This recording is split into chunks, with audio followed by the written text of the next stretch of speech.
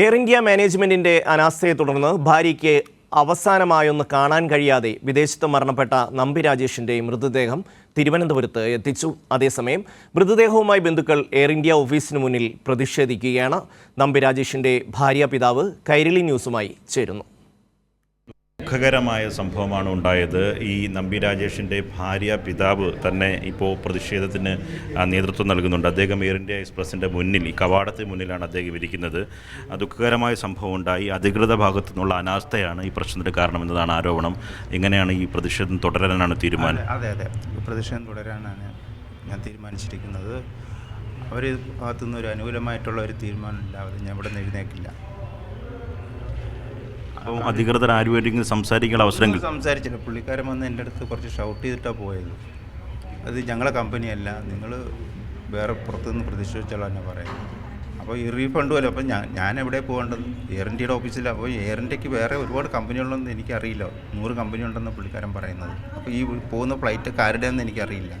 ടാറ്റ ഗ്രൂപ്പിൻ്റെ എന്നാണ് എൻ്റെ ഒരു വിശ്വാസം. ഇപ്പോൾ എയർ ഇന്ത്യ എക്സ്പ്രസ്സിലേക്കാണ് നമ്മളിപ്പം ഭാര്യ അമൃത ടിക്കറ്റ് എടുത്തത്. അപ്പോൾ അവിടെ സമയത്തിന് 8-ാം തീയതി എത്തിയിരുന്നെങ്കിൽ ഈ പറഞ്ഞ അവസാനം ഒരു സംഭവിക്കത്തില്ലായിരുന്നു. ഈ മരണം ഒഴിവാക്കാമായിരുന്നു. എൻ്റെ മകൾ അവിടെ എത്തിയിരുന്നെങ്കിൽ ഈ മരണം ഒഴിവാക്കാൻ പറ്റുമായിരുന്നു. ഒരു ദിവസമല്ല, 2 ദിവസം 2 ദിവസം ഇതുപോലെയാണ് പറ്റിയത് സാർ. ആ 2 ദിവസം ഇതുപോലെ, അടുത്ത ദിവസം ക്യാൻസൽ ചെയ്തു, ഫ്ലൈറ്റ് ക്യാൻസൽ ചെയ്തു. ഇത് റീഫണ്ടും കൊടുത്തിട്ടില്ല. ഞങ്ങൾ വേറെ ഏതെങ്കിലും എയർലൈൻസിനെ സമീപിച്ച് തന്നെ ആ ക്യാഷെങ്കിലും കൊടുത്തിരുന്നെങ്കിൽ. അപ്പോൾ അതുപോലെ അവർ അനുവദിച്ചില്ല.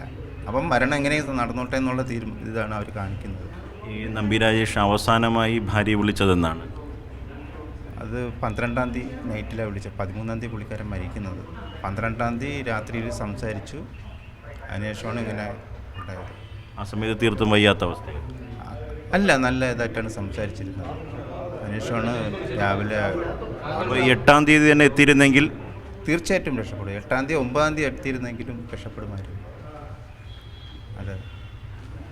മരണപ്പെട്ട നമ്പി രാജേഷിൻ്റെ ഭാര്യയുടെ പിതാവാണ് ഇപ്പോഴും പ്രതിഷേധം തുടരുന്നത്. അദ്ദേഹം പറയുന്ന ന്യായമായ കാര്യം, ഏറ്റവും പ്രധാനപ്പെട്ട കാര്യം, നേരത്തെ തന്നെ ഇതിൻ്റെ അസുഖബാധിതനായി വീട്ടിൽ ബന്ധപ്പെടുകയും അമൃതയ്ക്ക് 8-ാം തീയതി നമ്പി രാജേഷിൻ്റെ ഭാര്യയ്ക്ക് 8-ാം തീയതി തന്നെ ഇവിടെ നിന്ന് മസ്കറ്റിലേക്ക് പോകാനുള്ള അവസരമുണ്ടായിരുന്നുവെങ്കിൽ അടിയന്തര ചികിത്സ അദ്ദേഹത്തിന് ലഭിക്കുമായിരുന്നു, മറ്റു പ്രശ്നങ്ങളുണ്ടാകുമായിരുന്നില്ല.